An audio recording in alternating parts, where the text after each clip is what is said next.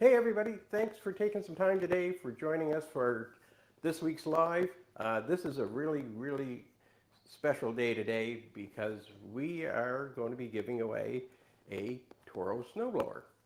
And the really good news is we have some company today. Sarah is here, of course, running things in the background. Hello. But we're actually going to be able to have a couple of technical service representatives from Toro joining us to be able to answer any questions you may have regarding their product, or we're going to be just talking about snowblower stuff in general. So again, thanks for joining us.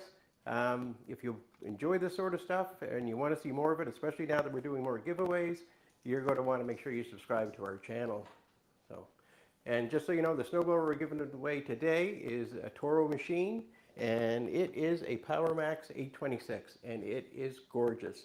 We're talking heated grips, headlight, steerable drive, and all the features that Toro brings. So that's pretty exciting. I just wish I could get in on the contest, but not the case. So let's bring in our guest today. We've got joining us, we have Chuck and we have Jeff as well from Toro. And they're joining us today to help answer any questions and just be part of the conversation, talking about clearing snow and what works well and what doesn't work, and any questions you may have on how to look after your machine, how to get it ready for the season, how to put it away for the season, and any questions in general that you have. So please, by all means, go for it. So we're on a whole bunch of different platforms today, including TikTok. So if you're a TikTok user and you're wanting to enter the contest, you need to do that for us by email. So you'll send your question in through email through video@fix.com. So just email us, that way we can get back to you and get you in the draw.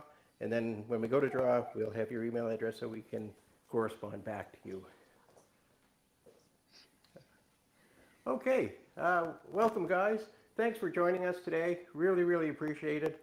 And maybe if you don't mind, just give us a little brief information about yourselves and some information about the history of Toro.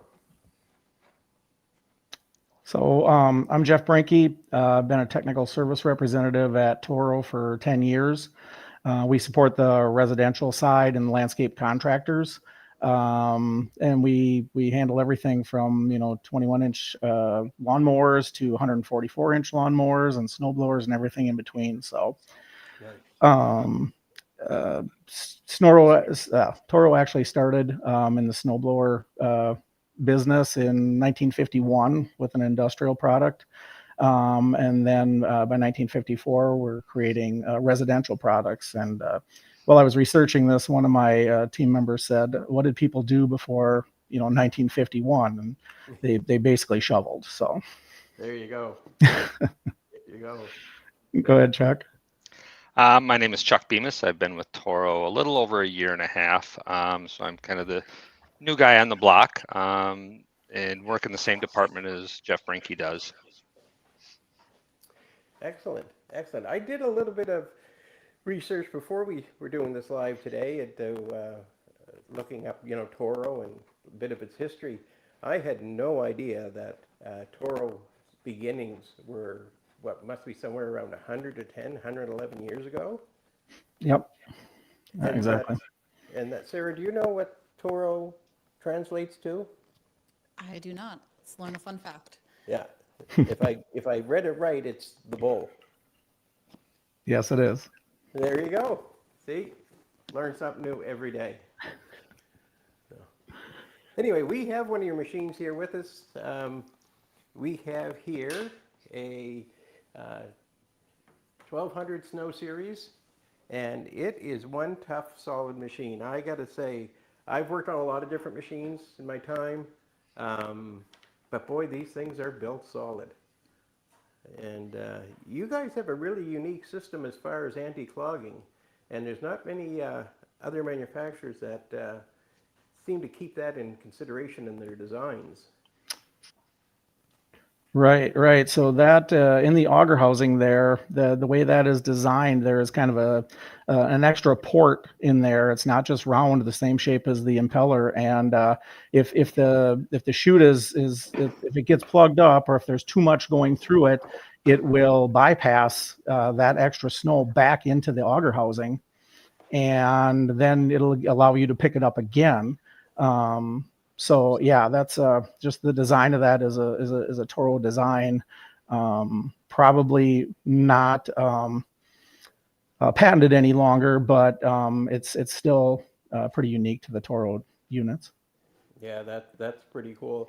Our snow tends to be a little bit on the wet, heavy side, and clogging is a royal pain in the butt. So I can see where this would certainly uh, reduce the amount of times you have to stop and clear out your machine. Yep, yep. Convenience and safety all at the same time. There you go. Um, Sometimes when I take things apart, other parts fall off. So, anyway, we'll have to probably order a new chute. But anyway, it's good to see how easy it comes apart. Right. I like to say I did that on purpose, but I can't. Well, this seems like a great time, Sarah, to look at some questions from our fans out there. Perfect. And for anyone that's just joining, if you are looking to enter the draw to win, not the snowblower that Chris is beating up over here, but a brand new one, you just need to post a question or email it in to video@fix.com to be entered into the draw. We definitely won't have time to answer everyone's questions, but we will make sure everyone's name is in the running. So the first one we're gonna go to here came in through YouTube just a few minutes ago. What do you guys recommend for storing the machine during the summer months? That's a good question. I feel like we should be talking about what to do to bring it out after the summer months, but we can cover it all. I'm sure there'll be questions we get to that. And as well, any of you who are sending in questions, if you don't mind, we'd love to know whereabouts you're contacting us from, just to try and get a perspective as to how many people we're able to reach, where and when.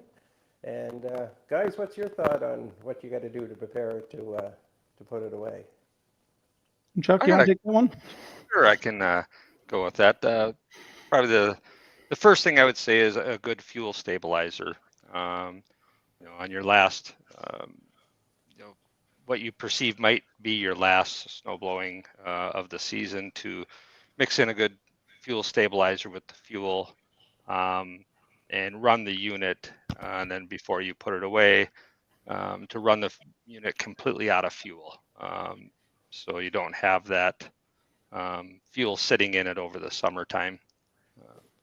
Then just general cleaning and lubing of the machine, different lube points, wipe it down, get any of the salt, things that are going to corrode, and put a light coat of lube on the unit itself to preserve it. Okay. That's And a good idea. And I might want to add too to Chuck's point. A lot of times you're probably better off. And what I like to do is when I buy my fuel, I have a separate can that I use. I use it winter or summer, but it's not about now. You'll start getting the blended fuels. So your gas or your fuel for your lawnmower may not be good starting when it's 10 below zero. So you might be better off taking that fuel and putting it in your car, and then filling up a can now or when we have the blended fuels. And then it's probably easier to stabilize it right in that can, because that way over stabilizing doesn't help you any. It just costs you more money. So it's easier to stabilize 2 gallons of gas than it is that small amount that's in your gas tank on your mower. Right. So if you keep the stuff in your can stabilized, you always have stabilizer in your fuel. I think that's kind of a good idea. Yeah. Yeah, definitely. And I think with fuel too, 30, they say about 30 days is, what's recommended, for, to be, not have extra fuel on hand. Don't have more than a 30-day supply, because fuel starts to degrade after that period. I can remember having numerous discussions with my customers over that very thing, and they most often thought I was nuts until you started to show them, what the inside of their gas tank and their carburetor looked like. So, I mean, it's, I don't know how you guys find with your products, but I know a lot of the stuff I service, the biggest service issue faced was around fuel and water and neglect as far as, cleaning the machine out, draining the bowl, and using stabilizer. Like carburetor cleaning or replacing was one of the key things we were doing on a regular basis. Yeah, and then we often get the question of should I store it with the fuel tank empty or full? Um, Yeah. either way. You don't want to store it with some fuel in it. With a plastic fuel tank that's built into the unit, it's not as big of a deal. But like on that unit there that has the integrated fuel tank on the engine, that steel tank, if you leave that half full or some gas in it, you have room for condensation. You don't want to have that. So if you're not going to run it all out of there or siphon it out, you'd probably be better off storing that one full with stabilizer in it. Good stuff, good stuff. So for, those of you out there with machines and you're looking to have them maintained, a lot of the maintenance is in the owner's manual, and a lot of it, most people are more than capable to be able to do the basic maintenance and repairs on them. And that's one of the reasons we like, being partnered up with Toro, is because we can supply you with parts for your machines. And again, it's a great idea to follow our channel, subscribe, so that, anytime we're doing any kind of training videos or part replacement videos, you have it. If you're ordering parts, you go to our website, you put in your model number, and it'll come up with a beautiful parts breakdown, giving you your part numbers. And you'll find in most cases, when you look at a particular part, there may be some instructional videos or documentation explaining how the best way to change it. So, these are machines that do require maintenance, and you don't necessarily have to try and find a way to get your machine to a repair shop and pay that money. A lot of it you can do yourself. So anyway, just thought to mention that. And again, as we're doing these giveaways, it's great if you would subscribe, because when you find out what our next one's going to be, you'll be aware and be ready to join into our live. What else you got, Sarah? All right, you guys are doing a good job of just going right through. We had a question on, do we carry OEM parts for these? So cover that one beautifully. Let's switch from fuel and talk about how important is it to maintain the blades. That question was submitted through email by Julie. So thank you for that. Okay. So maybe just to leap back to something you just mentioned, Sarah, and that was talking about OEM parts. There's a lot of different suppliers of parts for all kinds of different machines out there, but we do not sell any aftermarket parts. If you order a part through us, it's an original equipment manufactured part. The same part that was manufactured to be put on the machine, to build it, to put it in your home, is the same part that we will send you when you order it. So you're not getting something that's going to mean you're going to wind up having to replace it again in a very short period of time, or it's going to fail you when you need the machine the most. So Sarah, what was that again regarding the blades? Oh, yeah. How important is it to maintain those? So I guess if talking blades, it'd be your auger. Yeah, and one just came through on YouTube related, should blades be sharpened? Okay. So guys, maybe that's a term you're more familiar with, but they must be describing the auger itself, the auger blade. Right, and on a two-stage, unless you hit something with it, they should not be making ground contact. So maintenance of them would be keeping them off the ground, adjusting your skids correctly and your cutting edge correctly. If you're talking about a single stage and you're talking about the paddles, the rubber paddles, those do contact the ground. And there are indicators on the Toro ones. There are indicators. There's a hole in there, and you can tell when you're getting close to being worn down to a point where they should be replaced. But yeah, technically, there really aren't blades on a snowblower. But yeah, probably the auger flights or the paddles. There's what they're referring to. Gotcha. And on the ground engaging single stage, you'll usually notice a maybe lack of performance, not throwing the snow as far, maybe not clearing it as well off the driveway once they start to get wore. Yeah, makes sense. Makes sense for sure. What else you got, Sarah? Related question. What happens if you hit something, say like a tree limb or a branch? Does the blower have a cutoff switch or something to prevent you from causing damage to the machine? You want to take that, Chuck, or? Sure. So on the Toro, on the two-stage, we have hardened gears, so there are no shear bolts any longer, as in the past.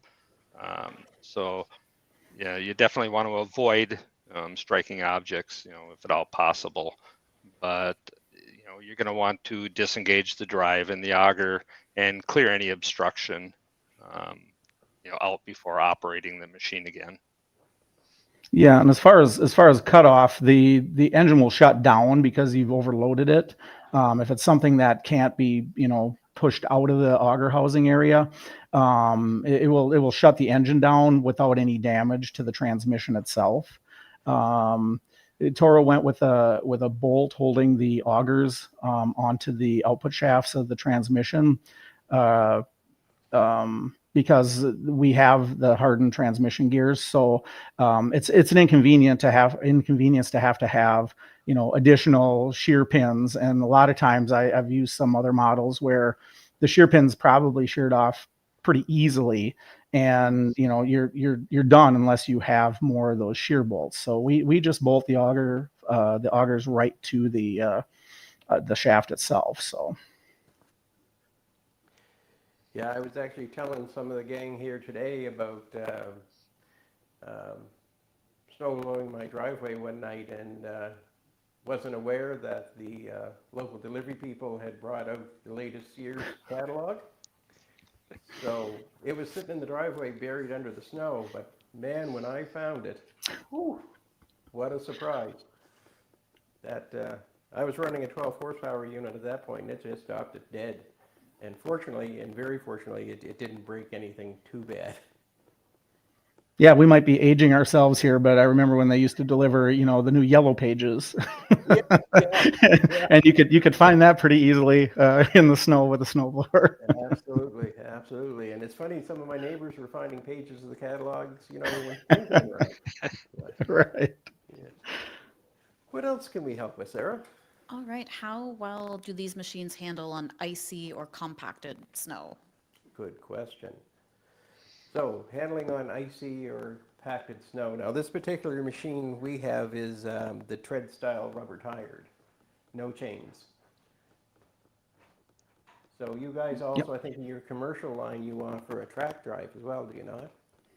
Yeah, we offer chains on some of the larger units. The compact two stage like we have here, we don't have chains for. But what's really important there is having the correct tire pressure.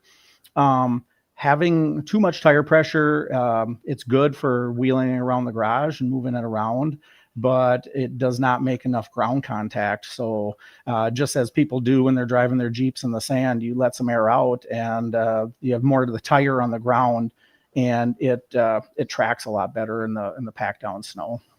Yeah. Your speed setting tends to make a difference with that as well. Yeah. I know some neighbors of mine that they want to clear that driveway as fast as they can. Doesn't matter how deep it is. If they've got an option for 6 gears, they're using all 6. Right. And pretty hard to expect the tires to give you traction when you're asking that of most machines. Yeah.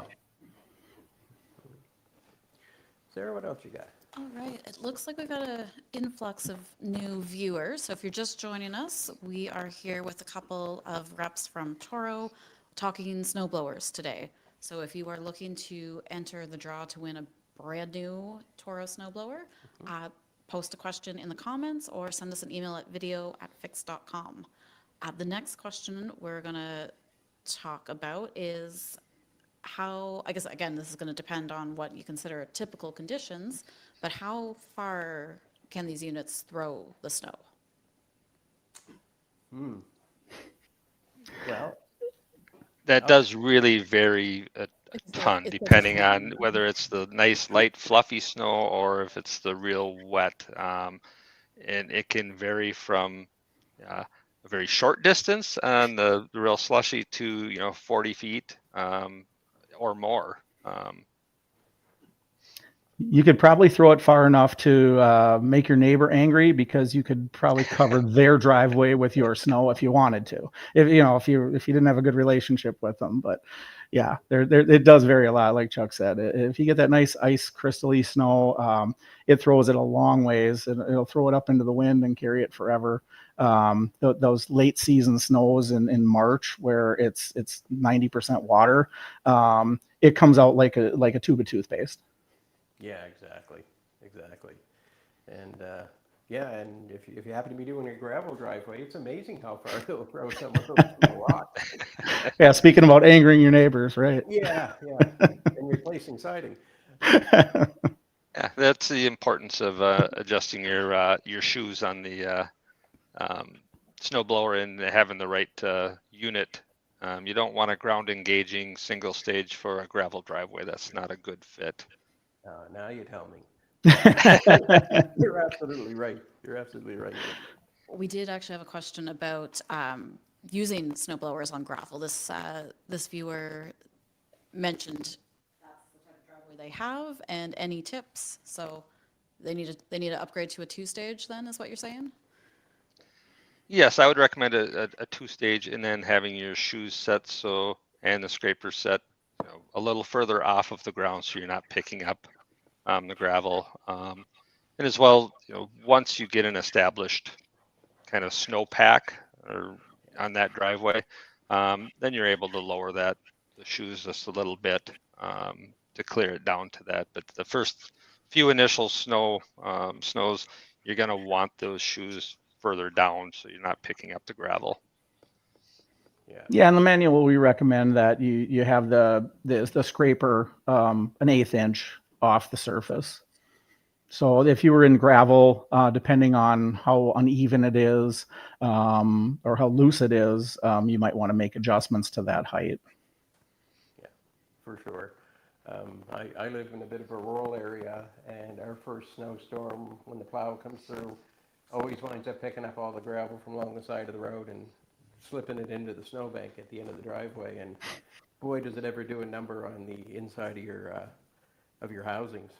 Right. It's not a whole lot you can do about it. It's just part of the fun of blowing snow. Hey, anything you're doing beats shoveling, right? Well, this is true. This is true. So, We had an emailed question asking what's the difference between a single stage and 2-stage, and then what are those 2 stages? it's a fair question. So you guys can correct me if I'm wrong. This particular machine here in front of me is a 2-stage, and the first stage is our augers that are designed to pull the snow in and push it back to the second stage, which is the impeller, and it rotates quite fast, and its wings basically force the snow up through the chute and a distance away, keeping it all out of your driveway. So that's what a 2-stage is.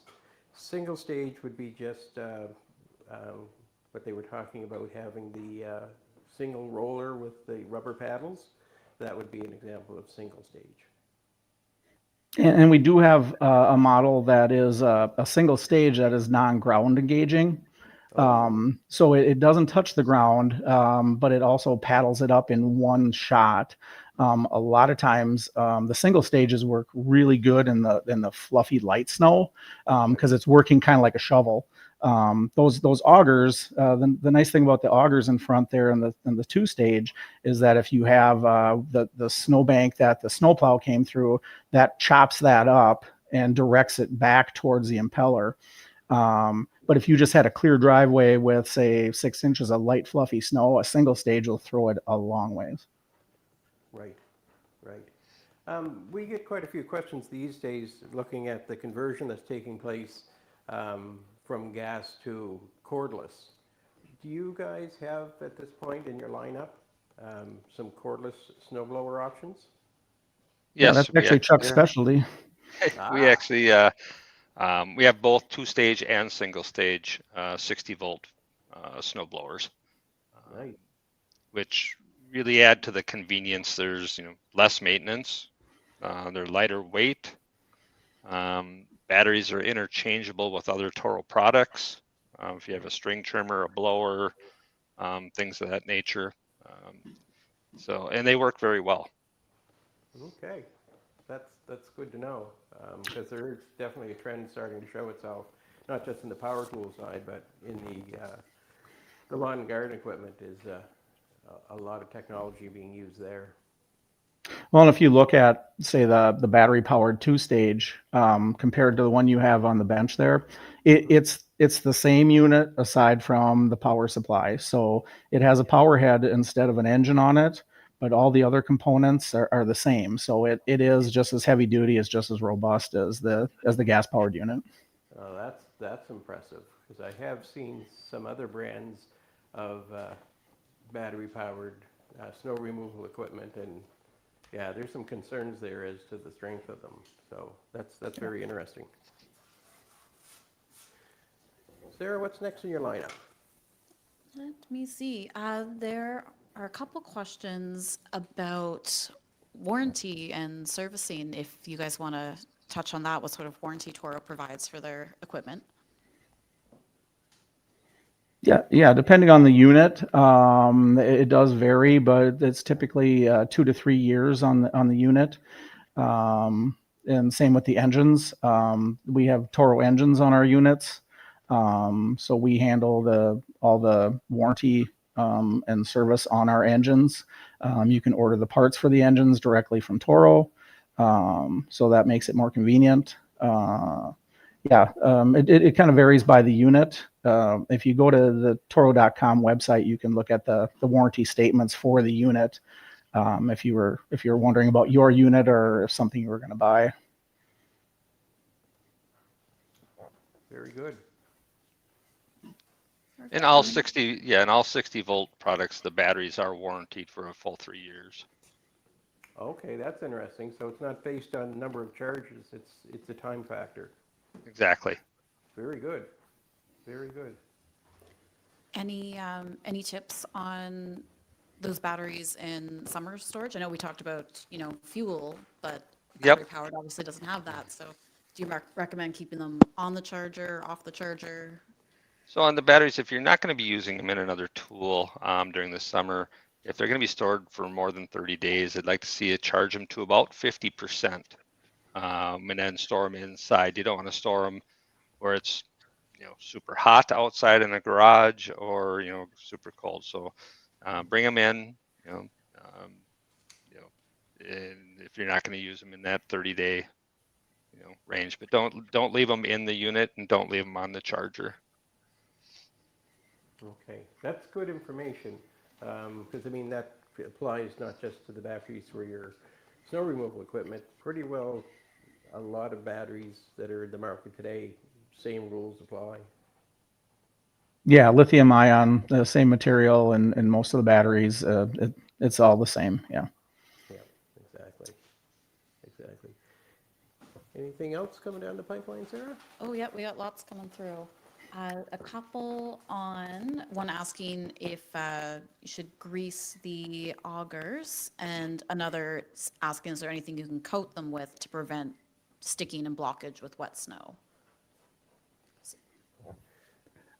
So, I've heard of a lot of different things that I've seen a lot of different things that people have, they spray like PAM coating for their pans in there, just keeping it clean and probably touching it up. Like say if you're throwing gravel for a while, cleaning it up and touching it up at the end of the year with some Toro matching spray paint, keeping a good coating on there.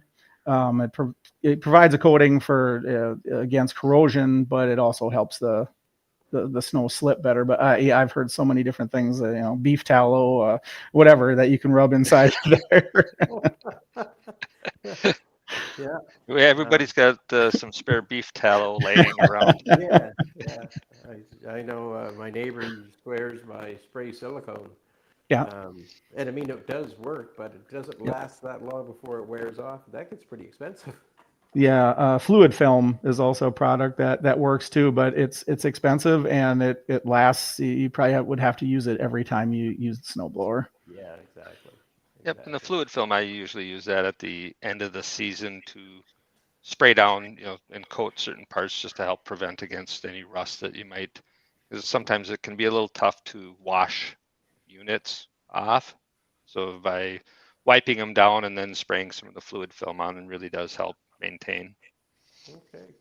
If I could add something quick too, with storage for the off season, I see a lot of people that'll put a plastic tarp over it and right down to the ground, and that keeps keeps the dust off of it, but it also promotes condensation and moisture underneath there.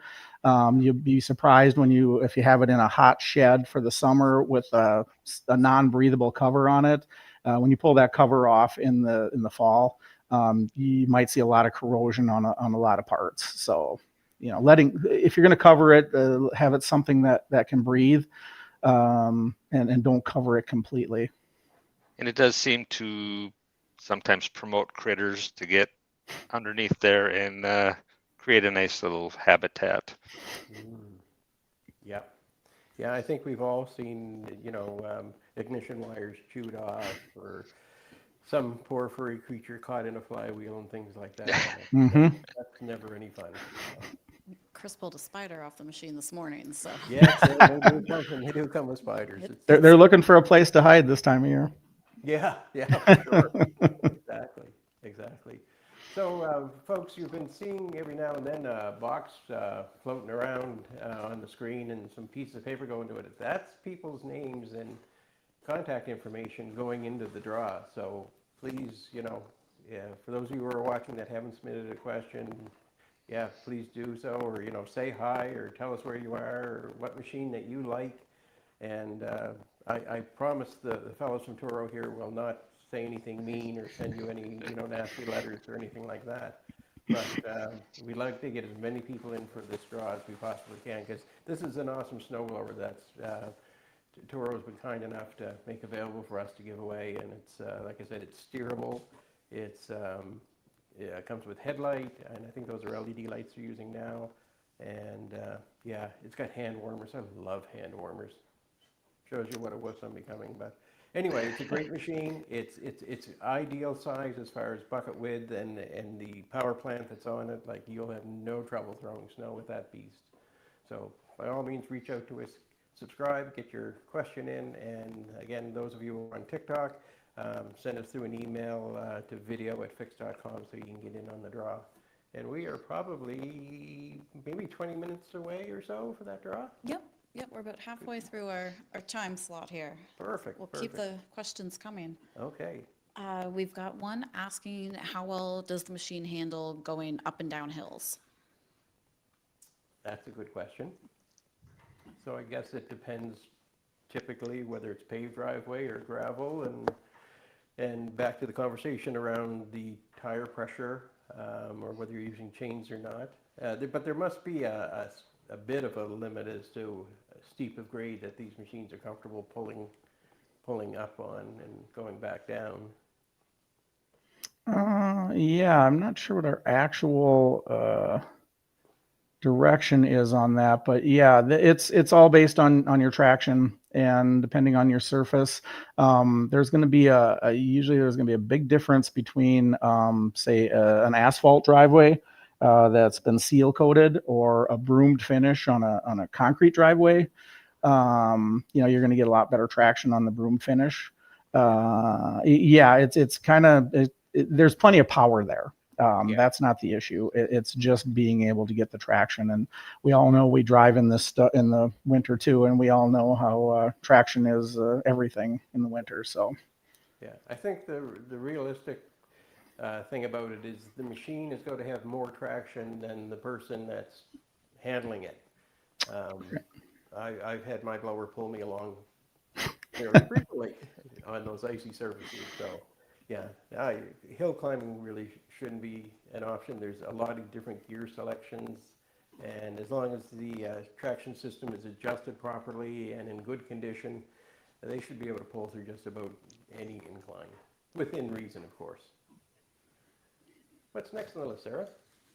Right, we've got quite a few questions coming in about oil. So what's the best oil for a snowblower, like synthetic, Is that good? How often does the oil need to be changed? Wow, that is a good question, and it is one of the most common ones. What do the Toro engines come with out of the factory? Are they using synthetic or SAE or? We're Yeah, using. go Go ahead, ahead, Jeff. Chuck. Oh. The big thing, I mean, the snowblowers don't get run continuously. It's usually a shorter period of time. They don't get a lot of hours. So changing the oil, every season is a very good practice. My opinion, a conventional SAE oil is fine.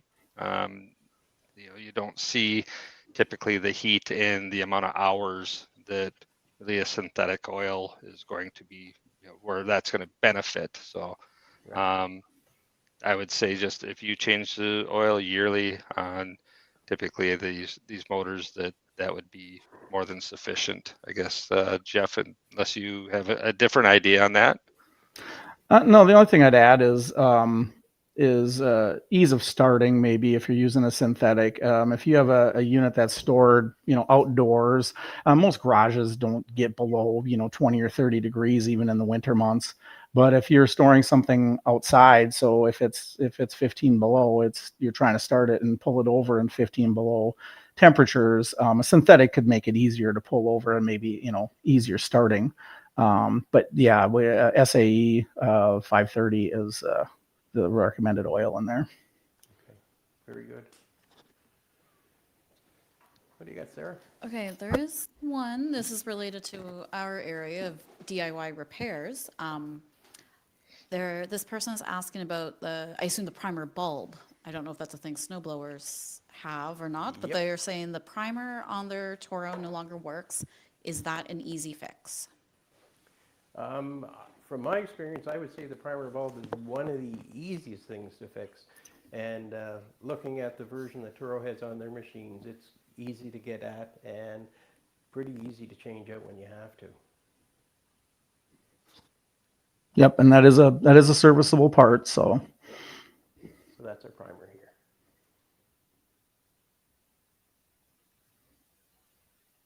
And you'll know if it doesn't work.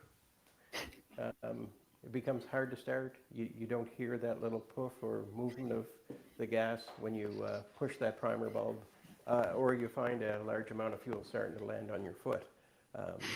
Then there's something might be a bit of a problem there. But they're pretty resilient, but they will dry out and crack over time. That's for sure. It's a normal wear part. yeah, and when you look at snowblowers, and to Chuck's point, how many times they get used in a season. Snowblowers, it's not rare to see a 20-year-old snowblower. And sometimes it's just time that gets to them more than use. They don't get a lot of hours on them each year, but like you say, like rubber parts and stuff start to degrade over time. So This is a good segue. There's quite a few questions that came in the last little bit about the type of annual maintenance that is needed. I know at the beginning of the stream, we were talking about what to do before you store it. Maybe we'll talk, startup and this sort of annual maintenance that a machine needs at the start of the season. That's a great question. So guys, from your perspective, that kind of maintenance at the beginning of the season, or can you do a general maintenance check and lubricate everything before you put it away so it's good to go for the next season? Do you have a personal preference or a company preference? I have a personal preference, but what I do and what I prefer are two different things. At the end of the winter, I'm done with winter, and I just like to roll it in the back of the shed. But that's it would probably be best to take care of it before you put it away, just to make sure that everything is ready to go. Otherwise, you get caught. You get a late November snowfall, and you're dragging it out of the back of the shed, and you didn't do anything to prepare for it, and now you're doing not only maintenance, but you're doing triage and trying to figure out what's wrong that you created by not taking care of it in the spring. So that's the way you should do it. Like I said, I don't always do it that way myself, but it would be best, especially if you're going to have to pay somebody to do it. you'd be better off taking care of it yourself in the spring. Right, and just remember that, you know, bringing your snowblower in at the time when it doesn't work and everybody else's is not working, you aren't going to probably get it back anytime soon. It's hopefully you have a good shovel available, because the shops, there's less and less shops and they get really busy, and especially this time of year, it's kind of like lawn mowing season when spring comes around. So planning to get your unit, if there's, you know, this time of year right now, check and make sure it runs, make sure everything seems to be okay, then you'll be ready for that first snow. Yeah, that's a really good point, because on this machine, I've got the belt cover off, and, you know, now's the time to find out if your belts are stretched or, you know, got chunks missing or just plain worn out. And again, you know, drive belts, but especially auger belts, are a normal wearing part. So it's best to deal with that now, as compared to, as you guys mentioned, you know, first big snowstorm and you want to go do something and, you know, it barely throws the snow. So it's better to get ahead of it.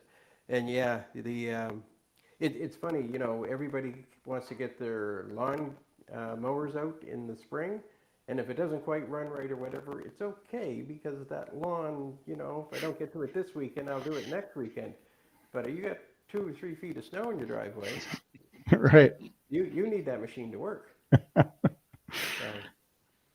So the important thing is do the maintenance, whether you're doing it, you know, before you put it away. And that way, doing it before you put it away gives you the advantage of going over the machine, see if there is anything that's worn or broken that needs to be adjusted. You have a lot of time to do those repairs when it's warm and sunny and lots of light, as compared to standing out in the snow, shivering, trying to wonder where the feeling in your fingertips went.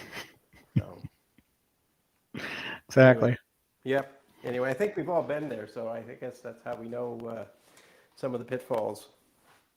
Yes. Right. I know we talked earlier about single stage versus two stage, what those stages are. There's a question asking, is Toro making or have plans to any three-stage snow blowers? We're just the service guys. They don't tell us about you know, the skunk works, what's going on in the background all the time. We don't always know until we're beginning to develop it more. But as far as I know, there isn't currently. Exactly. I think, you know, that the blowers work extremely well. It's a proven design. Not to say that, you know, they're always in the background looking at how do we make something better? How do we make it, you know, that, you know, it's something that somebody else doesn't have. So they're constantly doing that, but boy, the units really work well. Yeah, yeah, and you're right about the design. It's tried and true, no question, no question. If you're running 3 versions of impeller on the same machine, you're going to need an engine that's going to keep up to that. So Well, and the more moving parts, you know, doesn't always make things better. There's more maintenance. There's more opportunities for failure. You know, so. yeah, exactly. Sarah? All right. We've got some questions whether these machines are electric start or pull start. The machine I have here in front of me is both pull start and electric start. Guys in your lineup, is there any of them that do not have electric start? Yeah, we have just standard recoil start units. And then on our electric start units, it's basically just the addition of the electric start, and they're 120 volt electric starters. So you plug them into an extension cord to start it, so it doesn't have its own battery. So you don't have to worry about maintaining a battery in the off season or keeping it charged during the season. So you plug your electric starter or your cord in there. One thing to be mindful of is it is in the operator's manual that we recommend at least a 16 gauge extension cord and 50 feet or under. So if you're trying to use the same cord that you use for your Christmas tree, it might get warm. It will probably still start, but it might get warm if you have to turn it over for a while. Yeah, exactly. It's something that kind of goes along with electric start and with maintenance. if your snow blower is well maintained and you're using good fuel and a good fuel system, these machines start practically first pull. Um, whether it's cold, just depending on your choke setting. Um, if you have to use your electric start because you can't pull it, more than 2 or 3 times, there's an issue that you're probably going to need to deal with in regards to, some maintenance in your fuel system. But, if you're not a super strong or your electric starts are pretty handy. And that is one big benefit of the 60 volt product too. There is no Yes.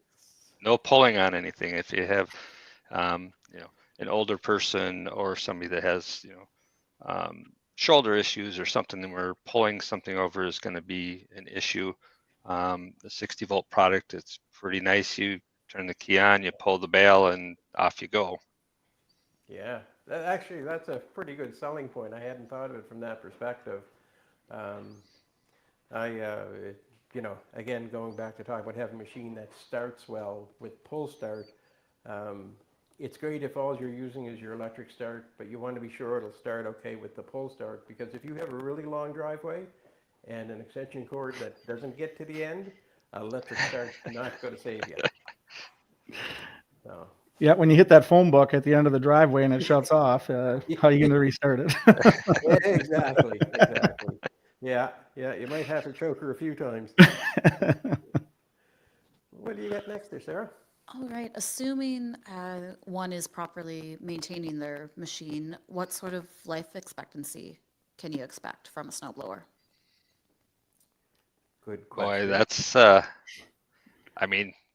kind of look around at marketplace and things like that. There's snow blowers out there that are 20, 30 years old. Like I said, they typically, the typical homeowner, if you use your snow blower 10 times a year, depending on the market you're in, they just don't get a lot of hours put on them. So the key is, if they're maintained, they can last you, one snowblower can last you pretty much as long as you're going to be blowing snow. Yeah, that's a fact. That's a fact, and it's all about that maintenance feature. And we've talked about maintenance on the blowers a fair bit, and compared to other outdoor products, the snowblower doesn't have a ton of things that, as a operator, you need to look after, as compared to, say a tractor with a separate mower deck or whatever. I mean, really the key points, between belts, good fuel, and, new spark plug, and keeping things lubricated and making sure that the machine won't rust. There's no reason these machines won't last, like you say, a long time. On a related note, we had an emailed question asking what part is typically going to fail first. I know we talked about the shear pins and having some of those on hand, but anything else we recommend? I guess I would say the shoes and the scraper blade. I mean, they're contact points. Depending on the type of surface that you're running them on, the shoes, you're going to want to inspect those, regularly. And the scraper, but in belts. Yeah. Yes. Yep. Anything else you can think of, Jeff?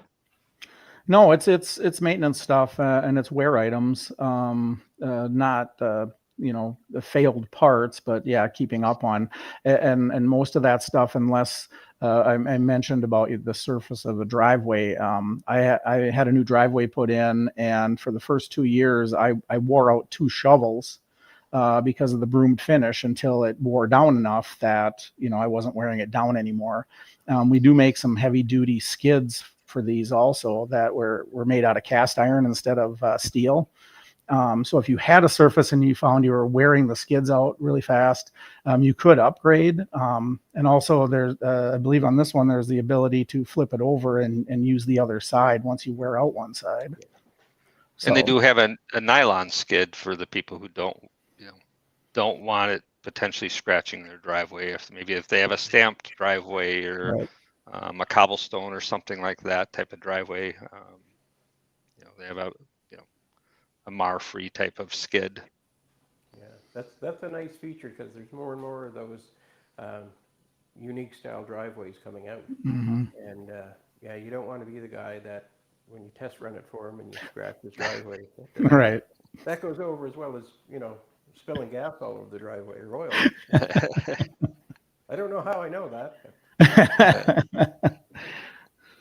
Sarah?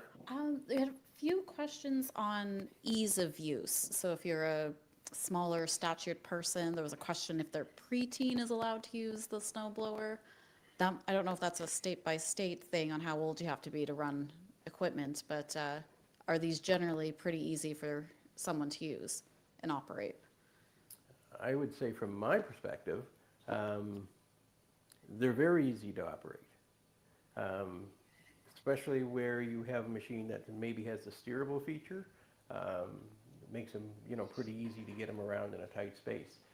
Machines that don't have that, you know, you have to sometimes do a little manhandling to get them around in those tight corners or individual situations depending on the style of the driveway and stuff. But, you know, today's machines are designed pretty much for almost anybody to be able to use.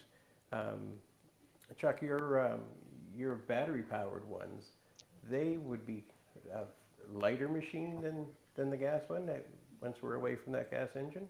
Yep, typically they are a little bit lighter, a little bit more maneuverable. You know, and I think the biggest thing is the person familiar with the machine. Yeah. You know, if it is a steerable machine, a little story, I was out of town. My wife had to use our large snow blower to clear a large snow, and I didn't tell her anything about the steering mechanisms, the little triggers underneath. And she said, "Boy, this thing's really kind of, you know, a beast at the end of the driveway to get turned around and stuff." Like, well, it's got power steering on it. I don't know why. What are you talking about? So, I mean, it's being familiar with the machine as well, and the you know what they have. So. Yeah, and that's a good point. And as far as what age, um, you know, everybody's different as far as their comfort level and intelligence level as far as running a piece of equipment. Um, these machines and most powered snow blowers, you know, have reverse gears as well. And, you know, you have to be aware that when you put it in reverse and it's got a pretty hefty engine on it, now they're set up not to go super fast in reverse, but if you're not familiar and not aware of what's going to happen, you can get yourself in some awkward spots. Yeah, and it is still it's a piece of equipment, and it has a lot of safety features on it, but it is a piece of equipment, and yeah, you have to, you know, figure out where they're at and their abilities. Exactly. So we're getting close, Sarah. Yeah, Do you I have know anything else? if anyone's joined from the beginning, this will be some repeat information, but some new, since we get lots of questions on the topic, I thought we'd circle back and talk about fuel one more time. So folks are asking what octane, if there's an acceptable ethanol level, and again, questions on fuel stabilizers and if it's needed. So maybe we'll wrap up just talking about fuel, and then we'll give us some time to put the last names in the draw, and then we'll pick a winner. Sounds good. So I do have the manual pulled up for one of our Toro units, and just reading right out of the manual, it says, for best results, use only clean, fresh, less than 30-day-old fuel, unleaded gasoline with an octane rating of 87 or higher. Said oxygenated fuel with up to 10% ethanol or 15% MTBE by volume is acceptable. Do not use ethanol blended fuels greater than 10%. Do not use gasoline containing methanol. So, you know, to be safe and have a reliable working machine, follow the instructions from the manufacturer. Yep. Yeah, more than fair. And fuel stabilizer is a recommendation in order to, you know, store your machine, you know, between seasons. That's not a problem from your guys' perspective. It's recommended. We have a Toro fuel treatment, but you know, it use any any product that you trust, that you've had experience with, or that your dealer sells and believes in. A good quality fuel treatment. Yeah. Okay, perfect. So Brian, what do you think? Are we getting close to doing the draw? All righty. Any more questions coming in? Nope, we're good to go. I just have one question came through email I'd like to ask. We have one question via email. I like being able to repair original equipment, but there are times when I wonder, should I just bite the bullet and buy new? What would be your top criteria to consider when trying to decide cost, age, make, and model? Are there any absolutes you have in making the decision for repair or replacing? That's a big question. That's a big question. And, you know, talking about this type of equipment, it's the thought process and strategy as to which way to go is the same as whether you're talking about a washer or a snowblower. It comes down to your own personal finances, your ability to do the repairs yourself, or have somebody reputable to take it to for repairs. And really, you have to take a look at the machine, look at the amount of wear and tear on it, what it's going to cost to get it back up and running. And so that's going to be reliable and in the future, so you're not wasting your money, and look at that dollar amount and then compare it to new. You know, there is the thing you have to keep in mind with having new is you start with warranty all over again. So yeah, in my mind, it's an individual's decision based on finances and ability.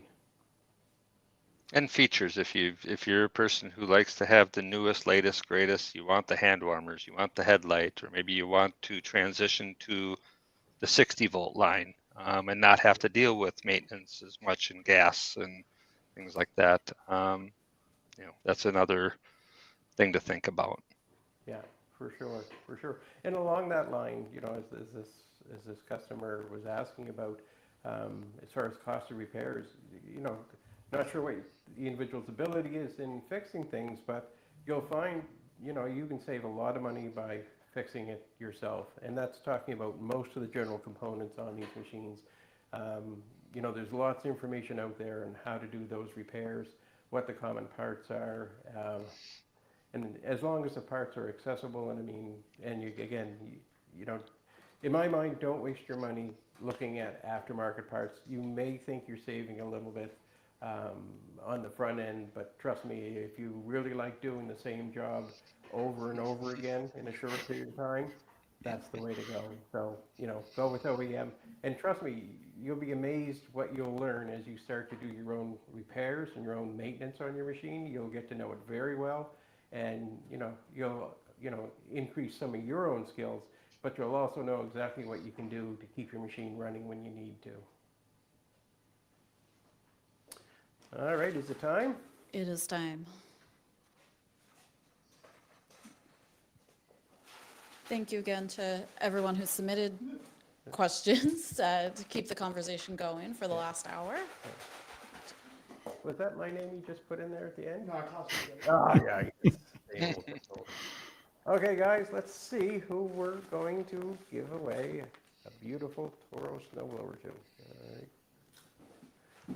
Brian, you can open that one up. And Jeff Brinke.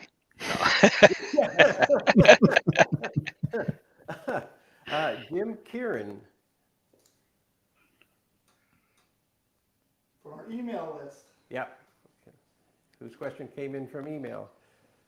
So he is now about to become the proud owner of a beautiful Toro snowblower. And when you do get your snowblower, if you're still watching us and you're aware that you just won this machine, we'd love to get some feedback from you when it arrives, and you know, your impression of it, and you know, if you can take some pictures and send us, or a little video or whatever, we'd love to get that kind of feedback, because it is a fantastic machine, and actually we're all quite envious. But congratulations, you're going to be thrilled when you get it. And I just want to take a minute to thank Jeff and Chuck for their time today to make themselves available. in their busy schedule in order to come on here and join us for the live to, answer your questions and our questions and give us a little bit of insight as to how to properly look after a machine and what you can do in order to have it last a long time. So guys, thanks very much. Really appreciate it. Really appreciate what Toro is doing in partnership with us. Terrific product, and this has been a real pleasure for us. So thank you very much. Thanks for having us. Yeah, thanks, Chris. You bet. All right, you guys have a good weekend. Everybody out there that's joined us today as well, have a great weekend, and thank you for joining. And please don't forget to subscribe so that you can be aware of whenever we're doing these lives or any of the information that we're making available from our sites as far as maintaining, parts availability, how to service, or ask questions on use or preference, and we'll do our best to try and get back to you and pass along whatever information we have for you. All right then, thanks very much. We'll see you next time. See you guys. Thanks again. Thanks.